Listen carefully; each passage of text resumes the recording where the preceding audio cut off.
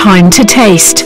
First up, it's Valentine's ox cheek and kidney pie. Perfect looking pie. Is that a pie, or is that just a stew with a pastry on the top? Has it got any pastry on the bottom? No.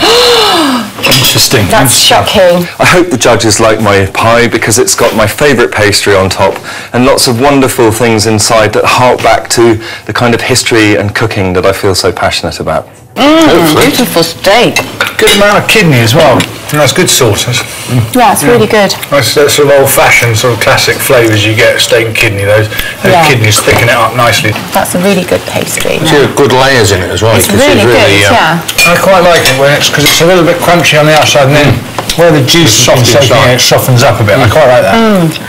Definitely a classic taste. Pastry was fantastic. But For us, for me, I wanted more pastry. We wanted more of a classic steak and kidney pie. We wanted pastry on the bottom as well as the That top. absorbs all those juices into the pastry.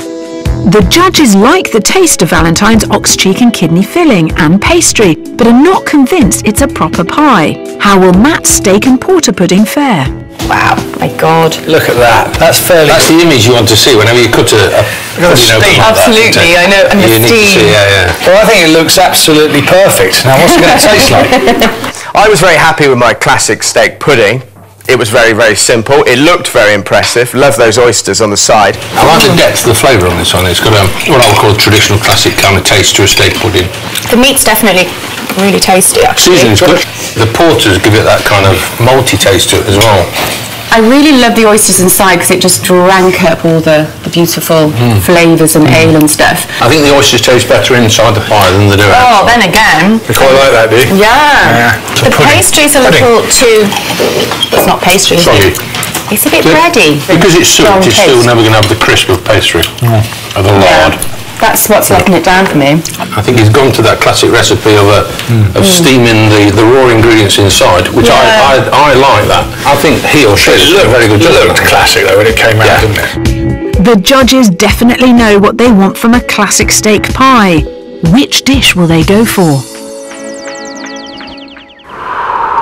Time for Matt and Valentine to find out which classic steak pie is perfect. So, the pie that the judges think is perfect is your steak and kidney pie. With 2 votes to 1.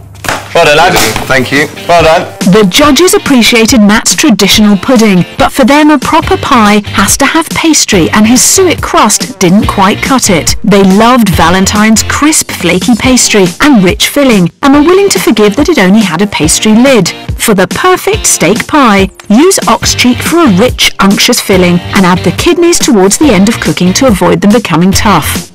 For a crisp, flaky lid, make a rough puff pastry by cutting cold cubed butter into flour before rolling, then folding the pastry over itself to create layers. Assemble the pie and bake until golden, then serve with mash and kale. Perfect.